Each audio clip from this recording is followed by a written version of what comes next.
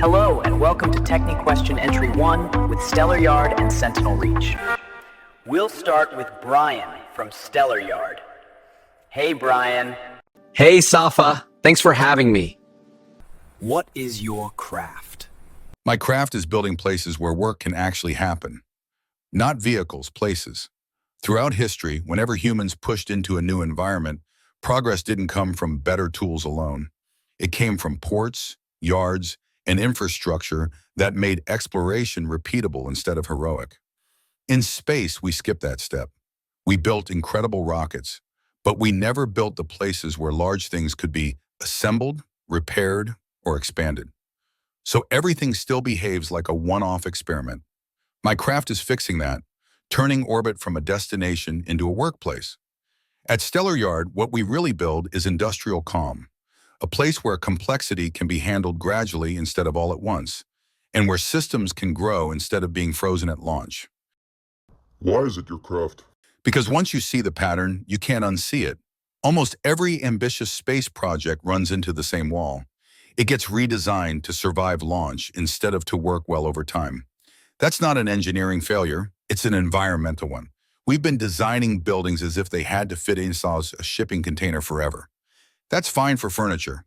It doesn't work for cities. At some point, you realize the problem isn't better folding or clever deployment. It's the absence of a place to build.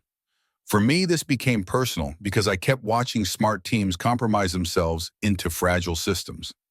Stellar Yard exists so engineers can design honestly again, without negotiating with gravity at every step. What does the customer journey look like? Most customers don't come to us excited. They come frustrated. They usually have something big in mind: a space station module, a deep space vehicle, a massive solar array, and it keeps getting smaller, more complicated, or more fragile the longer they try to make it fit inside a rocket. That's when we have the first real conversation. We tell them to stop asking, "How do we launch this?" and start asking, "What should this actually look like if gravity weren't in the way?" That shift alone is huge. Designs usually get simpler, not more complex, once they're freed from rocket-shaped thinking. From there, the process starts to feel familiar. Instead of buying a miracle, they reserve capacity, like booking time at a shipyard, a dock, power, robotic assembly time, a schedule. Parts arrive in manageable pieces. Robots assemble them step by step. Everything is inspected as it goes, not all at the end when it's too late to fix. A space station, for example, doesn't have to unfold perfectly in one terrifying moment. It's assembled openly, checked continuously, and expanded over time. A deep space ship gets built the way ships always have. Frame first, systems next, upgrades later. Even power platforms that could never be launched whole suddenly become practical. What surprises people most is how calm it feels. Instead of holding their breath during one perfect launch, they watch steady progress. Risk gets spread out. Confidence replaces spectacle. And once they've done it once, they don't go back. They start designing everything with the assumption that there's a place to build in orbit. At that point, Stellar Yard stops being a vendor and starts being part of their infrastructure. What changes once this exists? The biggest change is psychological. People stop asking whether something can be launched and start asking where it will be built. That's a subtle shift, but it's everything. Once that happens, systems stop being disposable. You upgrade instead of replace. You plan for growth instead of perfection. Space stops feeling like a place you visit and starts feeling like a place you invest in. Historically, this is always the moment when a frontier turns into a place. When ports appear, trade follows. When shipyards appear, cities follow. This is that moment for orbit. What should folks pay attention to? Pay attention to what keeps getting redesigned smaller. Not because it should be, but because it has to be launched whole. That's where the pressure is building, and where infrastructure like this becomes unavoidable. Okay, now on to Will from Sentinel Reach. Hey, Will. Hey, Safa. Thanks for having me. What is your craft? My craft is building stability in environments where escalation is easy and misunderstanding is dangerous. In space, we created extraordinary capability very quickly, but we never created the equivalent of traffic lights, coast guards, or peacekeepers. Everyone moves fast. No one stays. Sentinel Reach operates capital ships whose job is not to win conflicts, but to make them unnecessary. We stay visible. We stay predictable. We remove guesswork before it turns into reaction. I think of it as civil engineering. You don't build guardrails because you expect crashes. You build them because people make mistakes. Our ships are those guardrails. They don't control where anyone goes. They exist so a bad moment doesn't become a bad decision. Is this not just a polite name for military power? If we were, you'd see us trying to move fast, surprise people, and stay unpredictable. That's what military power looks like when it's designed to win fights. We do the opposite on purpose. Think about the difference between a police siren and a traffic light. A siren shows up after something's already gone wrong. A traffic light just sits there, quietly shaping behavior so accidents don't happen in the first place. Our ships are traffic lights, not sirens. Power is only dangerous when people don't know what it's going to do. We remove that uncertainty. That's not how you dominate a space. It's how you keep it usable. And why is it your craft? Because I watched how close space came to conflict without anyone intending it. Near misses weren't driven by hostility. They were driven by ambiguity. Dual-use systems, unclear maneuvers, silence where signaling should have been. Everyone was acting rationally, but the system itself was brittle. History shows escalation usually starts with assumptions made under pressure, not with bad actors. Speed or firepower doesn't fix that. Continuity does.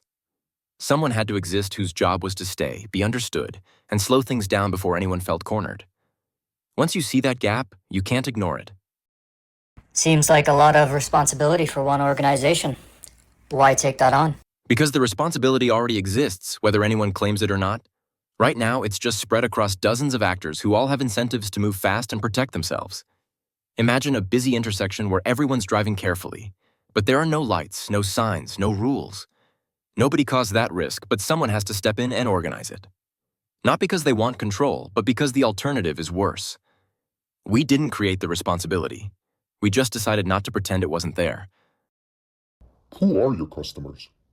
Our customers are institutions that have realized doing nothing is no longer neutral. They're governments, multinational coalitions, and operators of critical space infrastructure who don't want dominance, but also don't want to wake up to a misunderstanding hardening into precedent. They aren't buying protection from enemies. They're buying protection from misinterpretation. Think air traffic control or maritime safety authorities. You don't notice them when they work. You only notice when they're absent. In practice, that means spacefaring nations with civilian and defense assets, international consortia managing shared orbits, and operators of systems. Communications, navigation, observation. Who need the environment to stay legible? They value continuity over leverage, predictability over surprise. They pay us to stay, to be visible, to make restraint easier for everyone else. So your customers are basically the most powerful players in space? They're the most cautious ones. Power actually makes misunderstanding more dangerous, not less. If you have small capabilities, mistakes stay small. If you have big capabilities, a mistake can echo for decades. Our customers understand that stability is something you invest in before you need it. Like insurance you hope never pays out. They're not buying protection from enemies. They're buying protection from being forced into bad decisions because the environment is unclear. Do you have a noteworthy story to share? There was an early incident that clarified everything. Two unconnected systems, both operating legally, neither acting aggressively, ended up on intersecting paths in a crowded region. One executed a late defensive maneuver. The other misread it as intent. Alerts escalated. Decision windows collapsed to minutes. What stopped it wasn't a weapon or a command, it was interpretation. An informal third-party shared context, slowed the timeline, and clarified intent just enough for everyone to stand down. Nothing happened. No debris. No headlines. That was the warning. Everyone agreed that if the same sequence happened again, slightly faster or noisier, the outcome could be very different. Not because anyone wanted conflict, but because there was no trusted standing presence to absorb ambiguity. Sentinel Reach exists, so restraint doesn't have to rely on luck. How close was that incident really? Close enough that people later admitted they were seconds away from acting on assumptions instead of information. And that's the danger zone in any complex system. When timelines compress, people stop asking questions and start protecting themselves. Once that happens, even defensive moves can look aggressive to someone else. That's when things spiral. Nothing happened, but that was luck, not design. We don't build systems around luck. Every domain can militarize. The question is whether militarization crowds out restraint. History shows that when stability infrastructure shows up early, rules, norms, neutral presence, conflict becomes rarer and more contained. When it shows up late, force fills the vacuum. We're trying to arrive early enough that restraint feels normal, not naive. That wraps up entry 1. Thanks, Brian and Will, and thank you for your attention. Cheers.